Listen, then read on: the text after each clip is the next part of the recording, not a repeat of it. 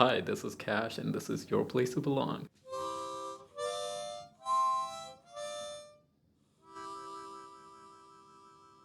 Hi, my name is Cash, an ambassador for the RISE program. As part of our community project, we went out into the community around the city and asked youth what was hindering them from community and civic engagement. After some great conversations, the barrier we landed on was access to information. So today I'm here with Chole Chafe to speak on the topic of queer youth and community. Chloe, can you please introduce yourself? Yeah, hi, my name is Chole Chafe, and I am the co-director of Synonym Art Consultation. That's me. So today we'll be talking about queer youth and community. Welcome to our rapid fire segment where we get to know you better at lightning speed. What would be your favorite letter font? Oh, great question. I'm going to say TT Blue Screens. It's the font of my company, but I've really fallen in love with it. Awesome. Ideally, unbold. Would you call it fall or autumn? Fall. If you could teleport anywhere right now, where would it be? Kyoto, Japan. That's a good choice. What is the coolest pair of socks you own? Coolest. Puma's mid-length. Black and white, that's it. If you had to be always hot or always cold, which would it be? Hot. Yeah, I would never. I don't like being cold either. Thank you. Thank you for your bravery and speed. Let's dive right in. How do Synonyms projects like the Wall to Wall mural and Culture Festival serve as platform for 2S LGBTQIA plus voices? Yeah. So Wall to Wall is a 10-year project that ran with my partner, Andrew Eastman, I should say my creative partner. We run a small business and arts collective called Synonym Art Consultation, which is based right here in Winnipeg, and we work with visual artists, musicians in different creative ways, and drag artists in the queer community. So Wall to Wall is a project of Synonym. It's now complete, but for 10 years, every September in the fall, we took over the full month of September and we created murals across the city. And then with those murals on massive buildings, we would have community events that would go with it. So that would spark memories and community building along with public art. So with the 2S LGBTQIA plus community, we had all different kinds of initiatives, had open calls for submission so that artists could submit even if they've never made a mural before. We worked with them with mentorship opportunities. We did printed murals so that we could get digital artists and artists of all backgrounds and from across the world. And we worked with performers. So we hosted drag right on the streets. We have hosted queer DJs from across the world, mentored queer DJs, hosted events. It was kind of endless. That sounds amazing. Yeah. I love the city of Winnipeg because of its murals, and it's just so Oh, vibrant. And yeah. there's a lot of indigenous art Absolutely. everywhere we go. I love that. Yeah. On the same topic, I just wanted to ask you: can you share an example of how public art or creative collaboration has helped spark conversations or social change in Winnipeg's queer community, or just Winnipeg's community in general? Maybe. Okay. I think what I'll focus on. So this wasn't necessarily through the queer community, but well, you know what? Okay, I've got a few answers. This is a loaded question for me because we work with a lot of artists that are in the social change networks and that are activists and artists. So they're very linked. But one project I would say that was really meaningful, I think, that helped us bring voices from across the world was during the pandemic. So that's when we actually did our call for submissions for the first time. It was 2020. So like extreme shutdown, we didn't know if we were going to be able to paint or do shows anymore. And so we worked on two digital projects. One, which was the call for submissions for murals. And so that was the first time where we were taking digital files and then being able to print them into massive murals. So we were able to have artists that are queer, that have disabilities, that are coming from places in the world that are facing gender struggles and inequality.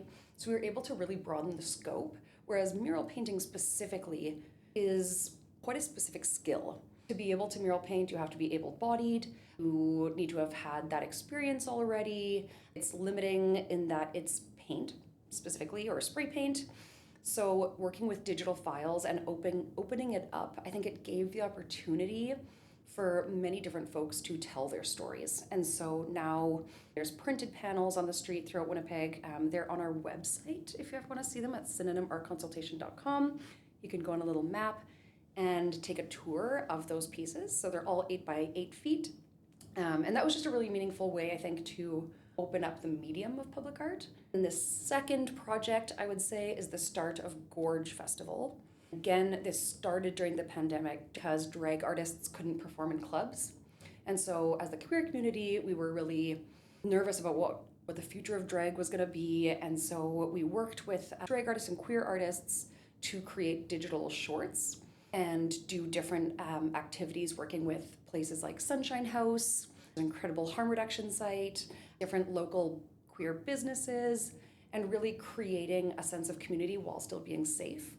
So I think that was a way to problem solve and still get queer artists paid and get them content, high quality content, because everyone was kind of just starting to make videos on their phone, and everything, ours included, was a little janky. And so I think that really sparked a sense of unity and collaboration in one of the scariest times that we've ever faced. So I'd say mentorship and our call for submissions, digital murals, and Gorge Festival. Yeah, I agree. It's the pandemic was a really difficult time for drag artists, and yeah, thank you for doing that and providing them the opportunity to create content and have. Yeah, I wanted to ask you, in your experience, what elements and characteristics are essential in making a space authentically queer and inclusive? Question. So this is a really important question to ask, especially for people that are wanting to throw events or curate events or be a part of them. I think some of the key elements is definitely having the queer community involved. If we're talking about queer events specifically, you have to have queer people involved. And that's kind of number one right off the hop. So both myself and Andrew, we're white, we're able-bodied, and our privilege is very apparent to us. We're really conscious of it. It's always been our number one focus to ensure that whenever we're doing an event or any project, that whatever the project's about, that everybody is at the table. So whether that's the artists, the curators, sometimes the business owners, if possible, where we're holding the space, ensuring that there's lots of eyes on a project. That's gonna truly be not only authentic, but also more interesting. And we have such an incredible city of different people, and it's really important to have lots of voices at the table. And also where people feel safe. If we're gonna have I can't even think of it, at a typically straight bar, we would have to have some very serious changes, like changes in security, changes in washrooms if they're gendered washrooms. We implemented safer spaces policy and having safer spaces folks on site, having harm reduction on site. So the list kind of goes on.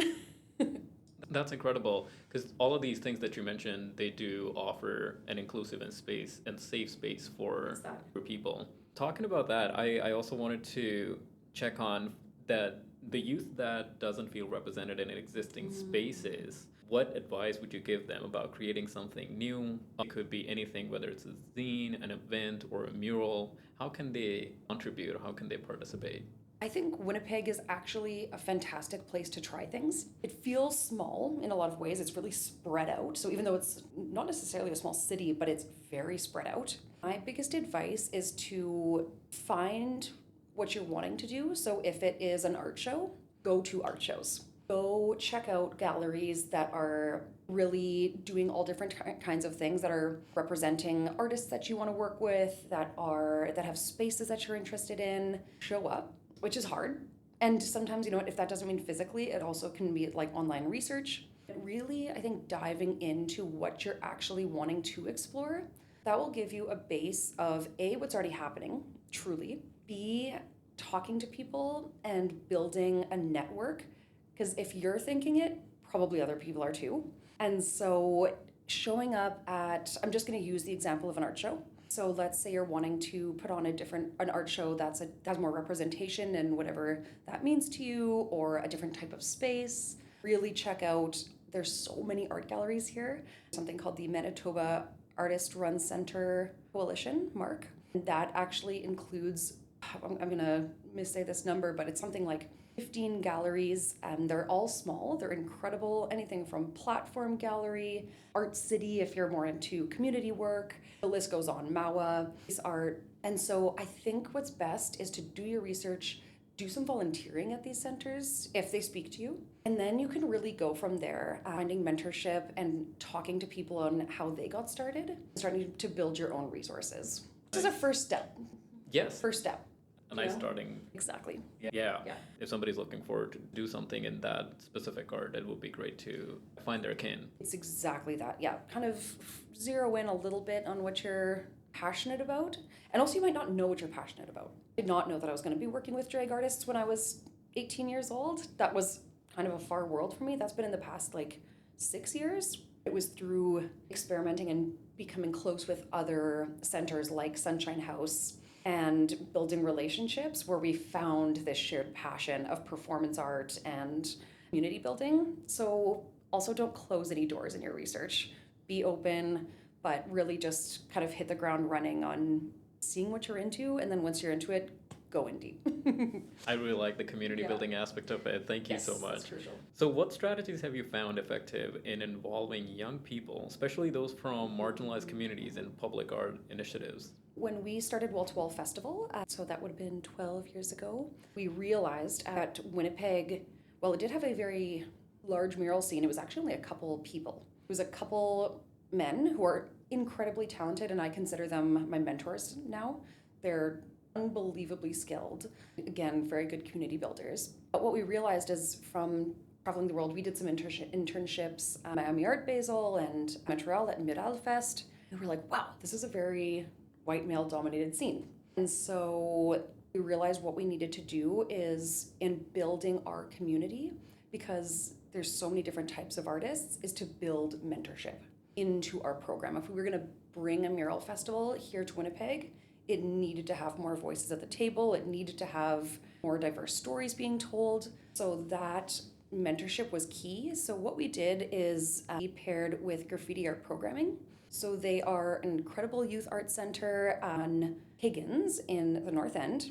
And they've been at it for years, decades, doing all different types of street art programming. They do hip hop workshops, anything that really involves the hip hop culture. So dance, rap, and then of course art. So we paired up with them to create a mentorship program. And so right away then with involving youth, they were already connected to youth. Whereas with Synonym, we were young adults for sure. When we started, I was only 20. So I myself was a youth, 100%. But at the same time, we still wanted to involve ourselves with all different folks from all different areas of the city also, or core areas, I should say. So pairing up with Graffiti Gallery that already had connections to the North End and to different youth art centers, that was really the key, I think, is building. And then you have that trust right off the hop. Yeah, you're not trying to invent the wheel again. You already are tapping into, And we can support them by bringing in other funding and other programming. So it was kind of this really gorgeous win-win scenario. That's awesome. Yeah. That's the collaboration between nonprofits and that brings the Exactly. awesome change. In what ways can queer youth get involved in civic life through community art, events, or cultural programming? I was reflecting a lot on this topic, and I think it's strange to bring up the pandemic twice in this interview because it feels far away, but I think the impacts are still very real. Oh, for sure. So, for example, when I was growing up as a young person, basically from 16 onwards, the main ways that I got involved was volunteering at music festivals. Anything from working in the kitchen to stage managing to doing social media, I really just threw myself in. All I knew is that I wanted to be in the arts and culture world. I knew that I loved music and live music, and I knew that I loved art, so I really just kind of barreled in and just would take any opportunity in person to get involved. And through that, learned what I love. Truly is that building of shows, and also made a bunch of contacts. So, which at the time I didn't know that I was building contacts. I didn't know what networking was or anything. I was just really excited. But then the people that I met volunteering at music festivals like Rainbow Trout Music Festival or Folk Fest, which is an amazing emerging artist program and volunteer program. Also, Big Fun Festival, which no longer exists, sadly, but it's now called Big Sun. And then art galleries just showing up, and whether it was volunteering, working their art openings, that's really how I got my start. And then through there, developed. But the reason I bring up the pandemic is I understand that for youth, particularly 18 to 30, in those pivotal years that's when I was out there just trying everything. And there wasn't a worry about being cringe online. There wasn't a worry about health safety. Again, able-bodied and not immunocompromised, but there wasn't worries like the pandemic. I think it's really challenging, and I have a lot of empathy for youth that are kind of struggling to get into the arts and culture community. But I do think we're at a place where we're back in a pretty safe way. I haven't felt good saying that kind of until now. Things will, quotation mark, never be the same. But honestly, the arts and culture world is feeling fantastic right now. I think there are a lot of good systems that have actually come in place, like safer space policies. Honestly, people are drinking less, shows are starting earlier. So in a lot of ways, there's talk about accessibility in venues. Institutions are opening up their doors way more, like the Winnipeg Art Gallery. So honestly, I think right now is a very good time to get out there, be in person if you can, through volunteering, through mentorship programs if you can, and honestly, talking to people. Just talking to people is going to open all the doors for you. Sometimes it's hard, but it's really worth it. Nice. So what I'm hearing is showing up more in-person events and volunteering and networking is the most important thing here. It's like authentic networking. Because networking, I think, kind of has a bad rap, which I kind of, my shoulders go up whenever I hear that word, even if I say it. I would say building relationships. Yeah, building relationships and finding your people. That's a nice way to put it. Building relationships with the community will get you a long way. Exactly. In your opinion, why is mentorship important in creative and activist spaces? And how can queer youth seek out or build mentorship relationships in Winnipeg? So mentorship, I think, is one of the most important things in your career, in your life. And the main reason is, actually, you said it well earlier, that not reinventing the wheel all the time. Absolutely, everyone has new ideas. We all have new ideas within us, even if sometimes it doesn't feel like it, we do. And again, especially queer youth right now, living in a whole new world. And it's kind of, I'm going to say yours, ours, to build into a place that we actually want to live for the next 100 plus years, whatever, depending on how old you are and how old you're going to live, but also for the generations before, or next, sorry. And so with mentorship, I think what it really hits on is that you can gain the knowledge, experience, the pain that past people in whatever industry or community that you're trying to work with, harness that, and then bring in your own ideas. And that's where we can move forward. So it's really having the past and the future kind of coming together, I think, and building together and not separately. I think that's really where the magic happens. And then hopefully with mentorship, you don't have to face a lot of the massive first-time issues that your mentors have faced. So I think it can just really develop a long-term building process that can set you off on the right foot and also build a sense of safety. You have someone looking out for you. You're not in this alone, especially if you're entering activist spaces. Things are scary right now, hands down. There's a massive rise in hate, transphobia, and honestly, just the queer community as a whole, racism, everything, like you name it, it's on the rise. And I'm nervous laughing, obviously, because it's really quite terrifying. And so building multi-generational relationships, I think, are imperative right now. Because again, I hate to say it, that hate is also not new. It's having a rise and it's taking a different form, absolutely, but it's really crucial that we listen to the leaders that have come before us and then approach things in a contemporary way. So what I'm hearing is, because you have been on both sides. You were that youth which was seeking mentors, and you have been a mentor too. So on the flip side of the coin, I wanted to ask you, how can mentors seek to support and build relationships with youth today? That is such an important question, and it really does have to go both ways. I think number one for mentors is being open, and just being open to the idea. I think recognizing when you have capacity for it and when you don't. I have definitely made that mistake before. I know if I'm burnt out or, not in the best mental health space, working too much, it's not the best time to bring in somebody new and nurture them in the way that they deserve. So I think really doing a self check-in to making sure that you are truly in a place to be patient and truly listen and be ready to guide someone for, a lot of mentorships. Sometimes if it's a program, it's a couple of weeks, it's a couple of months. Honestly, most mentorships kind of end up lasting years and years by nature, whether you become friends or it's just kind of this inherent beautiful relationship. But yeah, so I would say doing a check-in and making sure that you're ready, that you're in a good place. And then if you are actively wanting to be a mentor, searching out, again, programs. There's wonderful, again, I'm always kind of coming from an art lens, but a mentorship that I was a part of, that was a mentor for, was through Creative Manitoba. So Creative Manitoba is an amazing place if you want to build your skills in the art world in any discipline. That's where I was paired with a mentee. So that's an incredible resource. So again, I would probably lean towards, if you're looking to be a mentor, if that's something that you're wanting in your life and in your career, to look at programs that are doing this. So then there's a structure there. And sometimes it just happens. Sometimes someone just knocks on your door or, sends you an email and it's a right fit and it's the right time, and go with it, and that's awesome. But The last question, for a young queer person who wants to be more active in their community but isn't sure where to start, what would you say to them?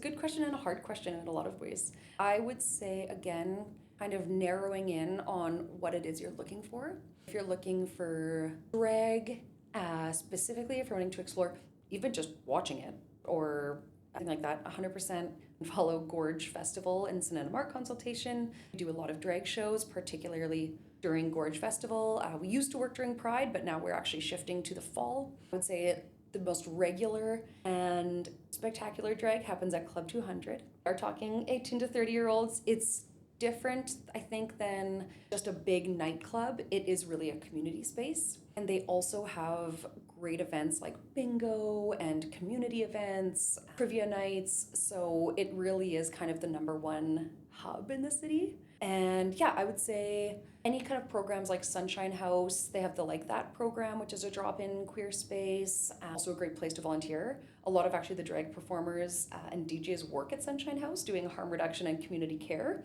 which is super cool. I find that I shouldn't do broad strokes, but a lot of people in the art and drag and DJ world are also in the community care world. So a lot of times we work together both at night at big fabulous shows, but then also in the day doing programs together. So it feels unique to Winnipeg. Maybe I haven't quite dug in as deep in other cities, but it is a pretty special community that's grounded in care and really in the bigger picture. So I would say those are my top three. That's beautiful. Thank you so much for sharing all the resources. Our listeners would benefit from them. And for our next segment called Weird Whack in Winnipeg, Winnipeg is a unique and vibrant place full of odd facts and absurd concepts. To end our podcast, we wanted to ask you, what is the weirdest, wackiest, or most wonderful thing you've experienced in Winnipeg? It's not necessarily the weirdest, but because I think I'm just thinking a lot about drag, a lot about, how we came up and thinking maybe a little bit more about my youth. I'm going to say an experience that happened on Nuit Blanche. So for those who don't know, Nuit Blanche is the end of September every year, and the idea is that it's art all night. It used to be, back in the day, that it was basically just meant that the Winnipeg Art Gallery was open later, and we'd kind of just all party outside because it filled really quick. But now it's massive, and it's in the Exchange District and downtown and St. Boniface. It's amazing. So also if you're just wanting to explore in Winnipeg, 100% do that. But one of the first time that we worked with, actually, who was turned into our drag curator and one of our closest friends, was with the Sunshine House crew. So it was with Pheromones and Harry Sky, and we did a huge Nuit Blanche event that was going to end Nuit Blanche with a huge dance party. We were going to go all night, and it was right outside of City Hall, because they were going to demolish the public safety building. It is now demolished, so if you go there, it's just empty space. But before it came down, we were hosting this massive party. And so for weeks and weeks and weeks, we were preparing for this event. We had video mapping on the walls that were going to be demolished. We had Red Bull as a sponsor. They had this little bar. We had DJs. Honestly, it was so hype. We had break dancers. It was really kind of, once we felt comfortable with running events, that we were like, let's just go massive. And Nuit Blanche is so important to us because it's at its nature quite a punk event. The idea is that rather than just being proper and leaving an art gallery at 4 p.m., that you can enjoy art all night, as we all should. Honestly, basic human right. But the city of Winnipeg found out that Nuit Blanche was happening, and they got so pissed off, and they were going to cancel Nuit Blanche basically completely. But they decided on having a curfew at something like 10 or 11 p.m. So we had this huge event with hundreds of people, and they were going to send the police down and shut down art and drag at 11 p.m. So that, again, this was the first time, I think, really, that we had worked with drag artists. And so we had the drag artists perform, and they were the last act, and Fairy Sky did this incredible number. She was all lit up, and the hundreds of people just went absolutely crazy. It was so beautiful. And then Pheromones, we essentially all, as if it was New Year's Eve, like everyone was watching their clocks. And so we were counting down, and because they said they would come and like the police would come and yank all the power cords. We're like, oh, Pheromones went on the mic and told the crowd, because the crowd didn't know this. The larger of Winnipeg did not know what was happening behind the scenes. And she really just like put up her middle finger and spoke about the importance of art and how we deserve to stay up all night, and really kind of F you to the police and to the city of Winnipeg, which was amazing because we were right in front of City Hall. Of course, they weren't there. But it was really just this really beautiful symbolic moment of unity and everyone coming together. And Pheromones, I think, just had the most bananas outfit of all time. And so we were all just kind of had these hundreds of people unified and giving the finger and just kind of like yelling, but in a very powerful, unified way, rather than just chaos. It was just kind of like, we are all acknowledging that we deserve to have art all night and to be able to celebrate safely, and also having queer art late right downtown. We deserve this. And it was just this powerful, strange moment. And then we just cut it and everyone dispersed. So we did end on time. But it just felt good to end on that note rather than just kind of a fizzle out. It was just this powerful statement with Pheromones. I don't think she was wearing a shirt, and I think there was fire dancers, but everyone was just like, we got this, let's go. Yeah, people often say Winnipeg weird feeling, that I think people just felt really electrified and empowered to do more. And we are definitely not in charge of Nuit Blanche, and that moment did not, explode Nuit Blanche. But I do think that people did leave knowing that they want more, and that there is more possible when there aren't restrictions. So it was just kind of a strange Winnipeg weird moment that was very powerful. And it's important to question these things. Push the envelope a little bit. That does sound very powerful. Yeah, my answer would have been the murals in the city, but this is definitely a better answer. So thank you so much for that. Yeah, anything that you want to add? Just if folks want to get involved, queer or not queer, that want to support the queer community, we'll have Gorge Festival end of September this year. There's going to be workshops and in autumn, right? Fall. Actually in fall. So definitely follow us. And actually, to that story, we will be launching on Nuit Blanche, right in St. Boniface. So definitely come hang out. It's about 10 days of programming, so there's really something for everyone. That is awesome. Yeah. And where can the listeners find? Yeah, so I would say on Instagram, we're Gorge Festival, Gorge Festival, or Synonym Art Consultation, and that's where you can find everything online.